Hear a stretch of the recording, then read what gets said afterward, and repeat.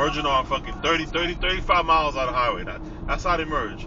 And if we don't let them in, we in the a-hole, right?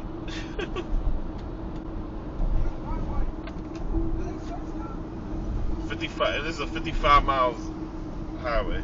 It's this guy on your screen. He was accused of shooting a man last year. The 8 suspects face gun, drug, and child endangerment charges. All but 2 of them were released without bail. If you don't know that the state of New York's justice system has collapsed, you don't want to know. Police say this is one part of This is another one. Look. 37 miles. He merged on the highway, and now he's just riding at 37 miles on the 55. Come on, man. What the hell?